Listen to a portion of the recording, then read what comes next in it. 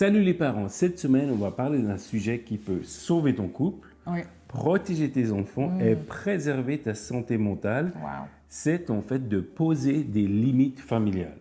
Les limites ne sont pas le dernier recours, mais ils sont vraiment là pour vous protéger. N'attends pas une relation tendue, une menace de séparation, un conflit parent-enfant ou même une direction dans le mur, un burn-out pour apprendre à dire non, à Ouais. poser des limites. Et souvent, on n'ose pas poser les limites parce qu'on a peur des réactions, on a peur de décevoir. On a peur des non ou on pense aussi on est capable à faire tout. Yeah. Il est le temps pour être proactif et pas réactif parce que malheureusement, on est beaucoup trop réactif en ça. Et peut-être vous prenez maintenant 2 à 3 minutes à penser à votre vie et vous vous demandez qu'est-ce que c'est dans ma vie? Est-ce que c'est je peux pas dire non? J'ai peur des réactions ou des attentes des autres ou je pense vraiment que je suis capable à faire tout. En revenant en 2013, moi qui me croyais en anglais tu dis au top of the world, à la pointe du monde, on va dire comme ça. Comme Superman. Comme Superman, rien ne pouvait me toucher. Moi, je me suis pris, pas vraiment un burn-out complet, mais quand même beaucoup d'instabilité, beaucoup d'anxiété. Ça a pris 2 ans pour me rétablir. J'ai pas loupé des jours de travail, j'ai pas pris des médicaments, mais j'étais socialement très handicapé. Ouais. J'avais de la peine à aller dans des lieux publics, j'avais de la peine à rencontrer des nouvelles personnes, ce qui n'est pas du tout qui je suis. C'est pas normal pour toi, Pas du tout non? normal. Moi, je me suis rendu compte après, donc ça m'a réduit ma vie pendant ces 2 ans, mais j'ai dû faire des changements pour pouvoir continuer, déjà me stabiliser et pas retomber là-dedans. Et puis un des changements, c'était d'apprendre à dire non. On ne peut pas attendre que tout le monde respecte nos limites si on ne les met pas nous-mêmes, puisque normalement, ça n'arrive pas. Hein. Même dans le travail, comme tu as dit, mais aussi dans le ministère, qu'on a vu ça en Espagne, où on a travaillé dans une église, où presque beaucoup de gens qui ont travaillé, moi je dis même la majorité, qu'ils étaient près de burn-out parce qu'ils n'avaient pas assez de gens pour le travail et il y a beaucoup de gens qui ont fait beaucoup plus qu'ils devraient. Une chose qui favorisait pas tout ça, dans le milieu chrétien, dans le milieu du ministère, il y a le syndrome du sauveur. Ouais. Donc on a de la difficulté à dire non parce qu'on voit que si c'est pas nous, comment est-ce que ces gens vont être sauvés, Oui. comment ces gens vont être guéris, et puis on prend tout sur nous au lieu de remettre ça à Dieu. Même si on lit dans la Bible, on voit comme Jésus, il a juste fait qu'il a vu les pères faire. Poser des limites, en fait, c'est donner de la valeur à ce qui compte vraiment. Oui. Et la valeur, c'est vraiment ce que Dieu, il t'a appelé à faire. C'est important de se demander aussi, est-ce qu'on prend assez soin de notre corps, on bouge assez, on Notre mange nourriture. oui, sainement, parce que ça, c'est aussi... Notre corps, il est le temple du Saint-Esprit, et ça, on laisse un peu à côté des fois. Spécialement si on est dans le stress, on bouge plus, on mange plus très bien, parce que ça doit être très, très vite. Mais ça aide tout en holistically. Et ben, d'une façon holistique, On peut dire d'une façon holistique. je crois, ouais. OK, on va dire comme ça.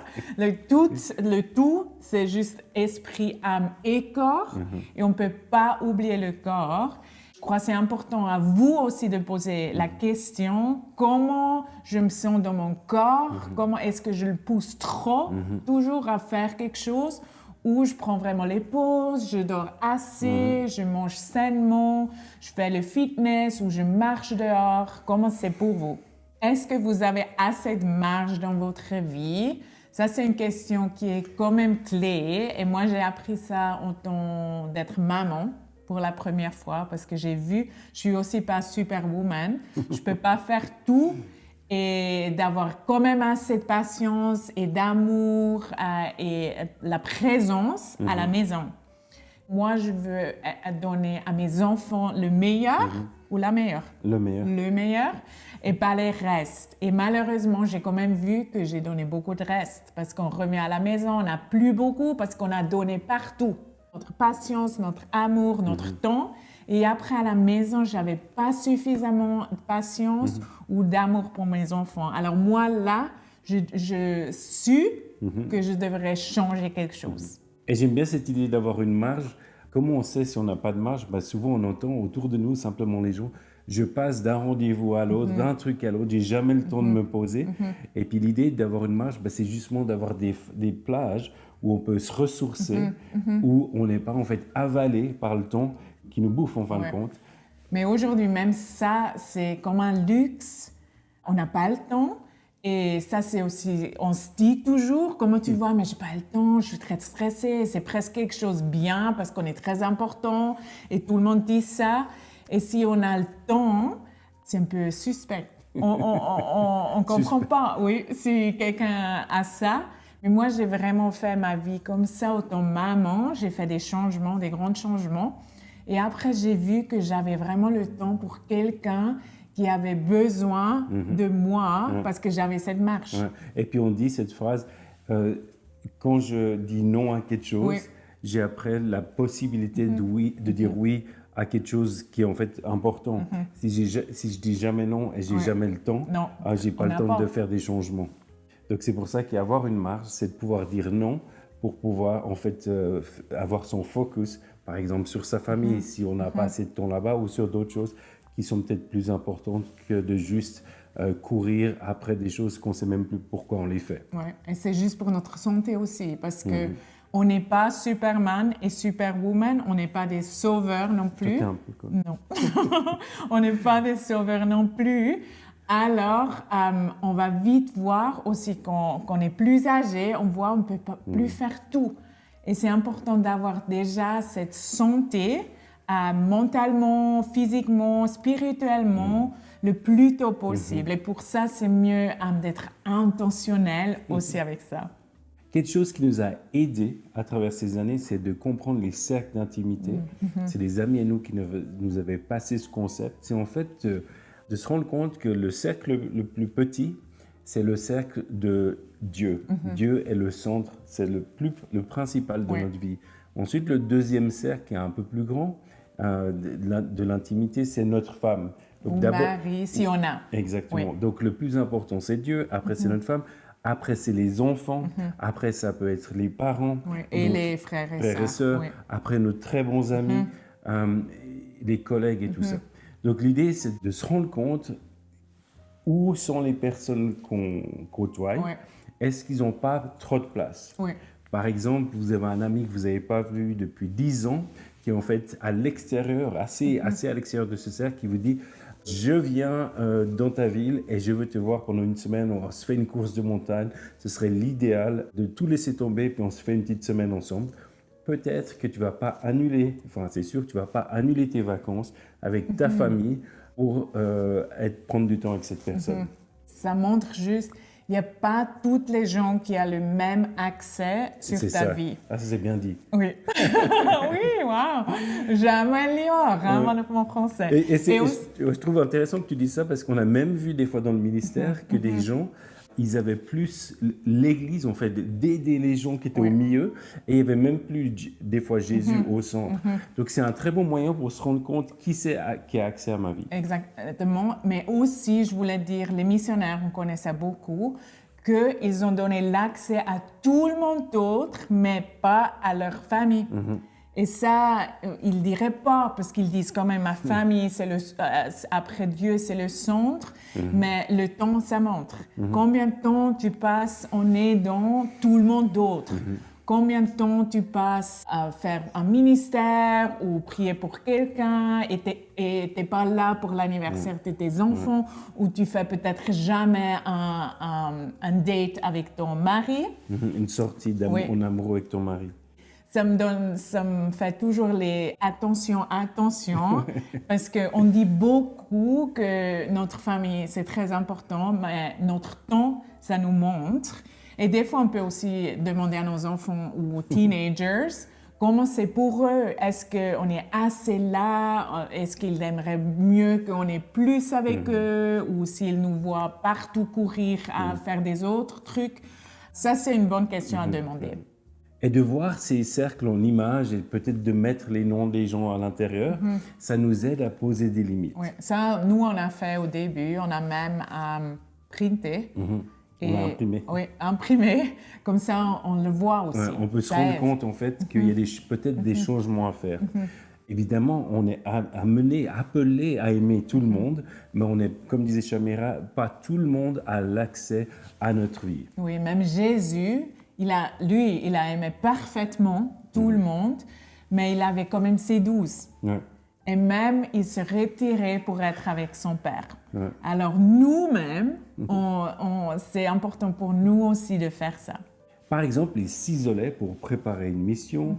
Quand il rentrait d'une mission intense, il prenait du temps pour récupérer. Oui, ou quand il a traversé le deuil, ou quand il a pris les décisions importantes. Face à la détresse, Jésus s'est aussi isolé et spécialement pour prendre du temps dans la prière. Ouais, ça me touche tellement. Moi, j'ai lu beaucoup ces versets pendant des années maintenant parce qu'on fait une retraite pour les femmes qui est vraiment basée là-dessus. Je crois qu'on doit réapprendre dans notre culture à vraiment prendre les pauses, et pas juste prendre les pauses et faire un spa ou n'importe quoi, mais même si c'est important aussi, mais prendre les pauses avec Dieu. Et moi, j'aime bien ce que Heidi Baker, elle a dit une fois, que si tu as plus d'autorité et de responsabilité, tu dois plus prendre le temps avec Dieu. C'est pas moi. Mais non, malheureusement, on fait non, parce qu'on a tous le même temps dans la journée. Et si la responsabilité, on a plus, normalement, on a moins de temps. Mais ça montre comment c'est important parce que dans la présence de Dieu, c'est tout ce qui coule de là-bas. Et si on le cherche quelque part d'autre, ça ne va pas couler, mais juste dans la présence de Dieu. Et afin de vivre cela, c'est important de faire des sacrifices, ajuster, changer nos agendas. Oui. Et peut-être vous écoutez ça et vous entendez ça et vous dites « Non, mais c'est difficile, c'est dur, c'est lourd, mais c'est une bonne nouvelle. » Je vais vraiment vous dire c'est une bonne nouvelle parce que si on lâche quelque chose bien, et ça, c'est pas facile. Parce que de lâcher quelque chose qui est mal, qui est une habitude qui est pas bien, c'est peut-être un peu plus facile, mais quelque chose qui est bon, Par exemple? Oui, par exemple le ministère ou aider quelqu'un ou de faire quelque chose pour nous-mêmes, le sport qui est important pour nous, qu'on devrait lâcher pour un moment, pour une saison, parce que peut-être ça marche pas maintenant. Mais nous, on peut vous dire que les saisons, les années, ils vont très vite. Et quand les enfants ils sont très petits, ça passe très vite. Et après, moi, à l'école, vous avez déjà plus de temps. Alors, ça ouvre déjà à les libertés que vous n'avez pas avant. Alors, prendre cette décision courageuse et demander à Dieu qu'est-ce que... Je dois lâcher. Oui. Pour avoir de la place. Oui. Et en fait, c'est pas pour juste avoir de la place pour rester sur le canapé, mais de la place pour qu'est-ce que lui veut réinstaurer. Et comme nous, on parle de famille, très souvent, en même temps de se rendre compte, est-ce que je donne assez de temps à ma famille? Oui. Et à lui aussi, Donc, à Dieu, et d'avoir assez de marge pour ce qu'il vient juste spontanément, qu'il nous amène spontanément. Alors, fermez vos yeux et posez cette question au Saint-Esprit. Où est-ce que je dois laisser tomber, lâcher quelque chose pour avoir plus de marge dans ma vie? On va continuer cette vidéo maintenant, mais on vous propose de faire une pause. Pour certains d'entre vous, ça va être rapide. Vous allez entendre sa voix facilement, voir une image. Et pour certains d'autres, ça va prendre plus de temps. C'est pour ça, arrêtez cette vidéo. Et puis, on sait que le Saint-Esprit, il parle toujours. Vous êtes réceptifs à sa voix. On veut casser les mensonges que vous ne pouvez pas l'entendre. Et aujourd'hui, vous allez l'entendre. Quand vous l'avez entendu, vous pouvez écrire les vérités que vous avez reçues. Ça, c'est très important. Et il y a plusieurs choses dans notre propre vie qu'on a entendu la voix de Dieu. On a pu faire des changements parce que c'était pas parce que nous on voulait, mais à cause d'une révélation qu'il a placée dans nos cœurs. Ça va vous aider à faire ces changements qu'on vient de parler. Ouais, et traitez ça vraiment comme un cadeau du ciel pour la santé de votre famille. On est très content qu'on pouvait passer ce temps avec vous et je sais que ça vous a encouragé et peut-être donné des nouvelles pistes ou montré de changer ce que vous devrez changer dans votre vie. Nous, après 20 ans d'être parents, on a vu que ces décisions difficiles, c'était vraiment les meilleures pour notre famille. Oui. Et alors, on vous bénit pour ça et avec ça, et on se voit la semaine prochaine. Bye.